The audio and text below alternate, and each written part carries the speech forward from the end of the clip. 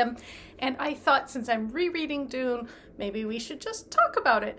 I read this when I was 11, I want to say. This is the actual copy that I got when I was that age. This print edition is from 1987, so yeah. And the book was originally published in 1965. I think it's fun that this still says like $4.95 for the paperback. If you can remember that paperbacks even this big used to just be like $5. I just recently bought the full set for my kids to read, and obviously a lot more than $5 a book now. But I am about 40% of the way through my reread. The book is in 3 parts: Dune, Muad'dib, and The Prophet. I just finished the Dune part, and I thought it would be fun to just talk a little bit about it. I am really, really loving rereading this. I love it as much now as I did when I was a kid. And you have to kind of get over the stylistic choices that were more common then than they are now, I would say. With the what we would call head hopping, where you're in various different people's minds all in the same scene. For modern readers, that might be confusing, it might feel cluttered, but it doesn't bother me, and maybe it's just because I'm old enough that there was a time when that was not an unusual way to write something. I look at some of my very early stuff, and I see a similar thing happening, so I think that was just not frowned upon like it is now. For whatever reason, there was a shift at some point. Now it's like, oh, you got to stay in one person's head or POV until you change chapters or there's a break of some kind, but that wasn't always the way. So the first part, Dune, the first part of the book Dune that is also called Dune, is from the point of like the Atreides leaving Caladan and to the Harkonnen raid that is aided by the Emperor's Sardaukar soldiers. Obviously, I mean, if you've seen the movie or read the book, you know these things, but what I find interesting in the reread is just a couple of things. In the reread, I'm reminded that Paul has agreed to continue his Mentat training. He has not only had his mother's Bene Gesserit kind of upbringing where she's taught him things that he technically wasn't supposed to be taught, because she kind of sort of felt like maybe she could produce the Kwisatz Haderach, but also, you know, Thufir, if you will, Hawat has been training Paul in Mentat ways, and they ask Paul, do you want to continue this path, you know, to continue towards becoming a Mentat, which is kind of a human computer, but also they're so good at analyzing data that they are usually hired by great houses like the Atreides and the Harkonnens as like masters of assassins and things. They handle security basically. And yeah, so Paul agrees to continue his Mentat training on top of everything else that he is doing and learning.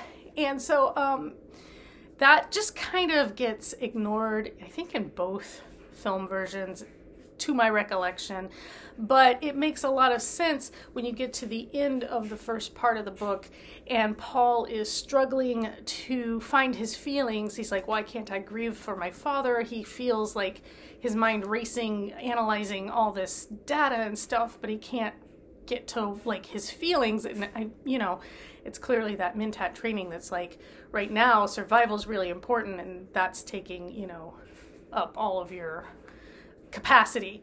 So I thought that was interesting. You know, other than that, I've always liked the little extracts. If you read all of the extracts before each there aren't chapters per se, but there are just like these breaks with these extracts. And they're all from books written by Princess Irulan, who has just written like a gazillion books about Muad'dib, although she has one too about In My Father's House. She talks about growing up as the daughter of the emperor. And then, you know, but most of them are about like collected sayings of Muad'dib and a child's like history of Muad'dib or a child's history of Arrakis or something. Like all these books, I'm like, this woman just sits and writes books about her husband, apparently. She's got nothing else to do. I don't know, but it just, the fact that these exist just adds a layer to the world building that, you know, without pointing anything out, without bringing anything up, it's just very interesting to me that these little, you know, excerpts from her books are there, right? Like this one's from Collected Sayings of Muad'dib, you know, and the other thing that I found interesting, which, you know, was kind of the understood thing that I felt like the newer movie didn't quite grasp. So Duke Leto never married Jessica. She's his bound concubine.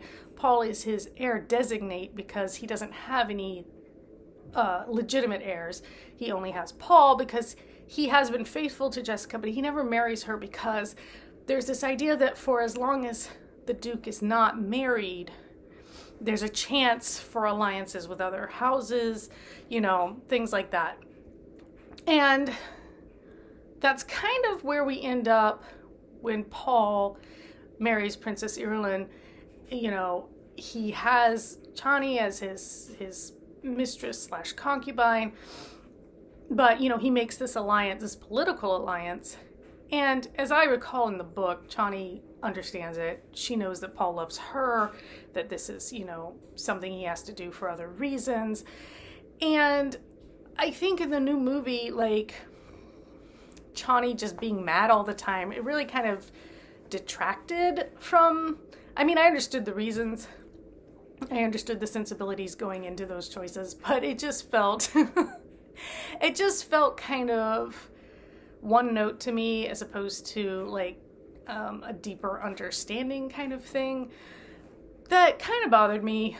You know, a character who's just mad all the time is not a very interesting character. And I want like more depth from the character than that, I guess. But yeah, so I think it's important to remember that it's pointed out in the first part of this book. Oh, I should have married, the Duke says, oh, I should have married your mother. But, you know, it was important that the other houses still think there was a chance I might choose somebody else and have legitimate heirs. So yeah. So, like I said, I'm enjoying very much the reread, and I'm just now starting part 2, which is Muad'dib, which is obviously the part where he and his mother in the desert, they're gonna start living with the Fremen, and you know, it's interesting. We watched the 1984 version last night just to show the kids, and obviously there's some major changes, and they take away some of they don't mention the whole mission protectiva and all of that stuff. It's just kind of a given that Paul is this Messiah that's been prophesied. So what I enjoy here is kind of the ambiguity of, well, the groundwork was laid for him to come, or someone to come, and use this prophecy as a scaffold, as it were, if necessary, or when it became necessary. But at the same time, he does seem to have these uncanny abilities, or, you know, so there's like an ambiguity to it. I know a lot of people now are like, oh, Paul's evil and he's bad, and you get to the point where, yeah, it gets to his head, but like, at least early on, it's more like, okay, but is there something to this? The new movie leans heavy on the fanaticism, and, you know, I don't know. it'll be interesting to reread the actual like book and see where it lands. But anyway, that's what I've been reading. That's where I'm at the moment. It's a dense book. It's this version is like 540 pages, I think. And what's funny is like some of the formatting, like every now and then, I don't know if I can find an example that I could show you, but every now and then there is a line or two that's in a smaller type size. Like it'll be going, and then there'll be like a line or two that for whatever reason is set at a smaller type size than the rest of it. Almost like they were like, oh, we need to just, in order to fit it all in, we need to like make some lines smaller. I don't know, you know, back then typesetting was a completely different animal than current software allows us. I took Quark when I was learning book design.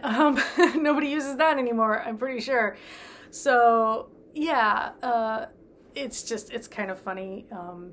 And there are like, you know, there are little typos and things that I'm curious. I kind of want to look at the copy my son is reading and just see if I assume they would have fixed all that. Theirs is set. First of all, theirs has a much larger font, which is nice because this is for someone old like me.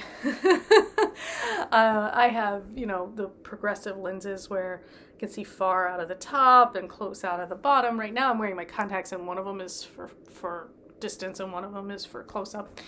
The glasses are better overall for sharpness and clarity, but I don't always want to wear them. So, you know, I go in knowing I'm giving up a little bit in order to not have glasses on. But anyway, that is me rambling. If you've read Dune, if you've seen any of the movies, let me know your thoughts.